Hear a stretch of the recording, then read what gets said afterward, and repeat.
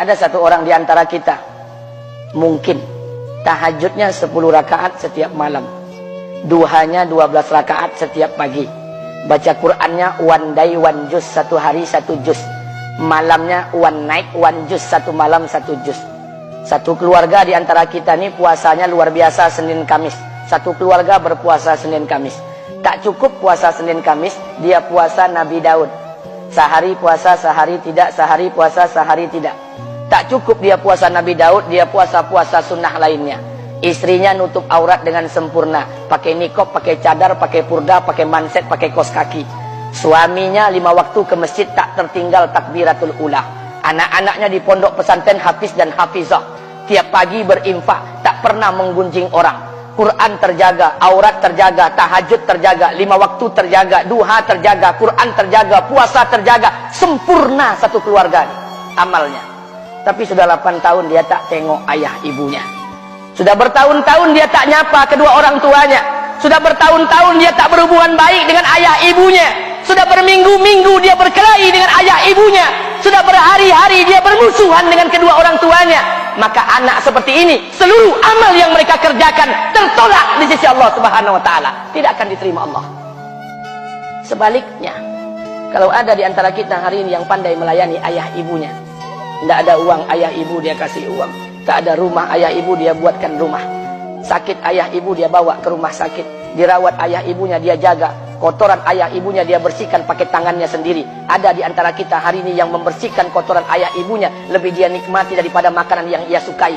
Begitu luar biasanya dia melayani ayah ibunya. Tapi dia tinggalkan sholat, dia injak-injak perintah Allah, dia tinggalkan perintah Allah dengan mutlak. Maka kebaikan satu orang anak ini kepada ayah ibunya seluruhnya tidak diterima Allah Subhanahu wa taala. Atau jangan-jangan inilah yang menjadi penyebab amal kita tak diterima Allah. Atau jangan-jangan inilah yang menjadi penyebab amal kita tertolak di sisi Allah. Kita sholat juga, kita sujud juga, kita puasa juga, kita ngaji juga, kita dengarkan ceramah juga. Maka oleh karena itu, Pak, Bu, ayah kita tuh tinggal di kampung, ayah ibu tinggal di kampung sana. Terkadang ayah ibu kita tak sekolah, SD, SMP, SMA tak tamat. Dia sekolahkan kita SD, SMP, SMA, S1, S2, S3 dengan harapan hidup kita lebih baik daripada keadaan dia sekarang. Tapi apa yang membuat kita jarang untuk menjenguk mereka? Saya ingin sampaikan buat kita bersama. Ayah ibu kita tak tahu kita ni eselon 1, eselon 2, Pak. Ayah ibu kita tak tahu pangkat PNS kita 3A, 3B, 3C, 3D, 4A, 4B, 4C, 4D. Ayah ibu kita tak tahu kita ni public figure. Ayah ibu kita tak tahu dan tak mau tahu. Yang dia tahu kita ni anaknya. Ayah ibu kita tak tahu kita punya sawit berapa. Ayah ibu kita tak butuh mobil kita. Dia tak butuh rumah kita. Tapi yang dia butuhkan kita. Apa yang membuat kita jarang untuk menjenguk mereka? Tahun 2016 di Masjid Damai Langgeng, saya diundang ceramah di sana. Habis pulang ceramah, saya baca WA SMS. Ada seorang ustadz Pekanbaru kirimkan WA dengan saya. Saya baca 2 kali, air mata saya menetes. Kenapa? Karena WA itu berisi cerita satu orang ibu sedang menelpon anaknya. Ibunya nelpon anaknya. Assalamualaikum nak. Waalaikumsalam, kata anaknya. Kata ibunya, nak, sudah 1 bulan kau tak tengok ibu. Apa yang membuat engkau berhalangan, nak? Apakah kau sibuk dengan pekerjaanmu? Minggu yang kedua ibunya telepon lagi. Assalamualaikum nak, kata anaknya. Waalaikumsalam. Kata ibunya, nak, ibu dapat kabar apa engkau baru beli mobil baru. Apa betul nak? Kata anaknya, betul bu. Kata ibunya, alhamdulillah nak, ibu bangga kau pandai menyenangkan hati anak istrimu. Minggu yang ketiga ibunya telepon lagi. Assalamualaikum nak, kata anaknya. Waalaikumsalam. Kata ibunya, nak, ibu dapat kabar bahwa engkau baru beli rumah baru. Apa betul nak? Kata anaknya, betul bu. Kata ibunya, alhamdulillah nak, ibu senang kau bertanggung jawab dengan anak istrimu. Minggu yang keempat ibunya telepon lagi. Assalamualaikum nak. Waalaikumsalam. Kata ibunya, nak, tadi ibu pergi ke pasar, ibu jumpa temanmu di pasar. Kata temanmu di pasar, temanmu banyak bercerita tentang kamu. Kata temanmu tadi, kamu baru beli anak anjing seharga 40 juta dari negeri Belanda. Apa betul nak? Kata anaknya, betul. Kata ibunya, nak, dengarkan pesan ibu untuk terakhir kalinya. Apa pesan ibunya? Wahai anakku, engkau pelihara 1 ekor anjing. Kau siapkan harga anjing 40 juta. Kau siapkan rumah untuk anjingmu depan rumahmu. Kau jaga anjingmu pagi, siang, dan sore. Kau mandikan anjingmu pagi, siang, dan sore. Kau kasih makan anjingmu pagi, siang, dan sore. Demi Allah nak, dengarkan pesan ibu untuk terakhir kalinya. Apa kata ibunya? Demi Allah nak, demi Allah, Kalau seandainya Allah menciptakan ibu, kalau seandainya Allah menciptakan ibu untuk yang kedua kali di muka bumi ini nak, demi Allah, ibu tak ingin terlahir sebagai manusia. Ibu ingin lahir sebagai seekor anjing, biar berada depan rumahmu dan melihat wajahmu setiap hari. Ibu kita tak butuh harta kita, Pak. Dia tak butuh uang kita, dia butuh kita. Apa yang membuat kita jarang untuk menjenguk mereka? Pantas hidup kita tidak berkah. Pantas rumah tangga kita tidak sakinah. Karena hubungan dengan ayah ibu kita rusak selama ini. Masih ada kesempatan, masih. Yang jauh telepon, yang dekat kunjungi mereka. Demi Allah, kita butuh keberkahan doa mereka. Yang sudah meninggal, ziarahi kuburnya dan doakan mereka.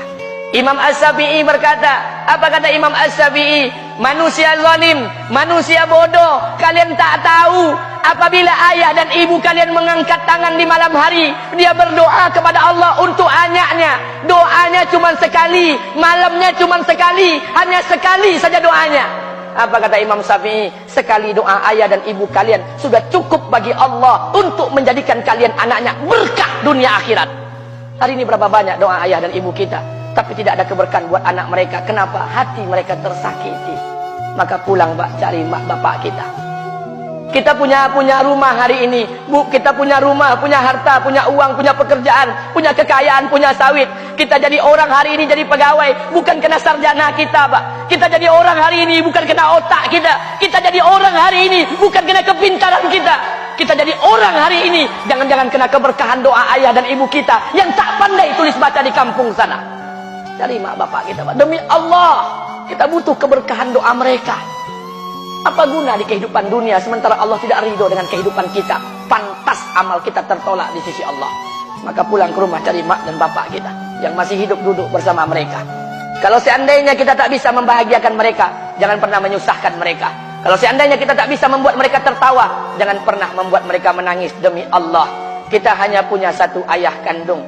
Kita hanya punya satu ibu kandung. Tidak akan ada ayah kandung yang kedua. Tidak akan ada ibu kandung yang kedua. Harta kita cuma satu. Ayah kita cuma satu. Ibu kita cuma satu. Tidak akan ada ayah kandung yang kedua. Tidak akan ada ibu kandung yang kedua. Pangkat jabatan bisa dicari. Harta bisa diraih. Kesempatan membahagiakan ayah dan ibu kita hanya sekali di kehidupan dunia ini, Pak. Pulanglah. Ketika mereka memanggil, tinggalkan istri, tinggalkan pekerjaan, tinggalkan semua proyek kita. Demi Allah, datangi mereka. Kata Nabi, sesaat kalian duduk bersama ayah dan ibu kalian akan mendatangkan keberkahan. Kenapa kalian tidak duduk bersama mereka? Jangan-jangan inilah yang menjadi penyebab amal-amal